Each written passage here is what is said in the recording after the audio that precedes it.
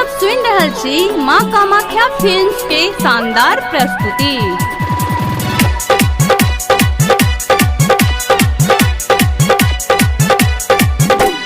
हमर भोला छै बड़ बौरहवा,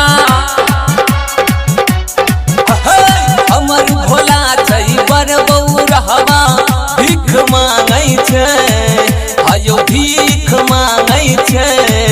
यौ जाय छै गौरी नैहर हमरा नीक लागै छै, यौ जाय छै गौरी नैहर हमरा नीक लागै छै। हमर भोला छै बड़ बौरहवा, हाँ हमर भोला छै बड़ बौरहवा, भीख मांगै छै आयो भीख मांगै छै। यौ जाय छै गौरी नैहर हमरा नीक लागै छै, यौ जाय छै गौरी नैहर हमरा नीक लागै छै।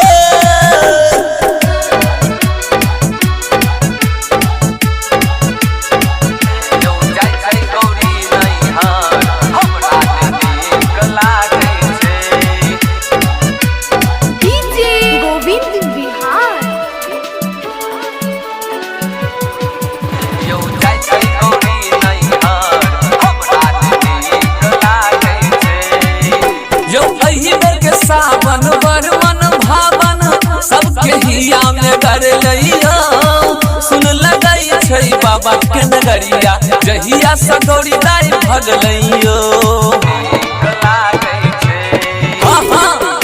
के सावन बर मन भावन सबके हिया में कर लिया, सुन लगई छै बाबा के नगरिया जहिया से गौरी दाई भगलैयो। नहीं खाय छ घास बसहा हो बाबा,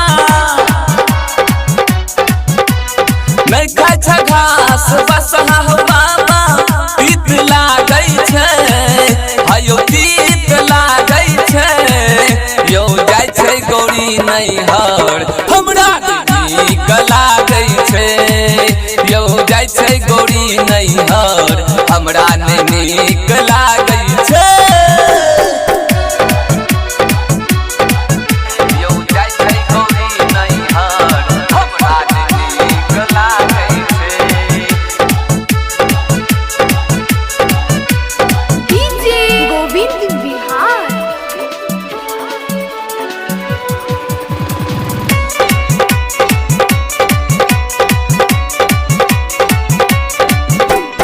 बारी झाड़ी सब भांग लोढ़ का अपने बाबा लगियो यो, भूत परत सब डांस करे छै उगना डमरू बजाबैयो।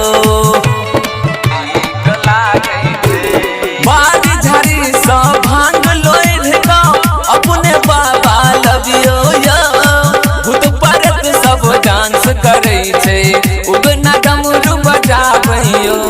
जइयो यो बाबा गौरी के लबियो, जइयो यो बाबा गौरी के लबियो। गणेश कानै छै यो गणेश कानै छै, यौ जाय छै गौरी नैहर हमरा नीक लागै छै, यौ जाय छै गौरी नैहर हमरा नीक लागै छै।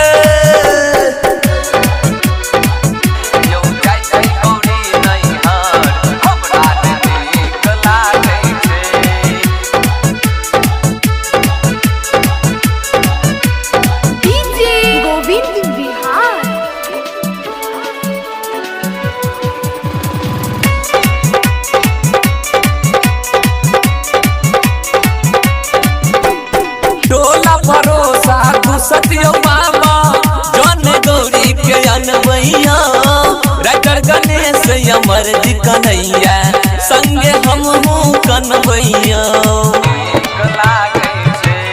यो बाबा टोला भरोसा घुसतियो बाबा जन गौरी के अनबैया, राइटर गणेश अमर जी कन्हैया संगे हमहू कनबैयो। जटा से गंगा बहबियो यो बाबा, जटा से गंगा बहबियो यो बाबा,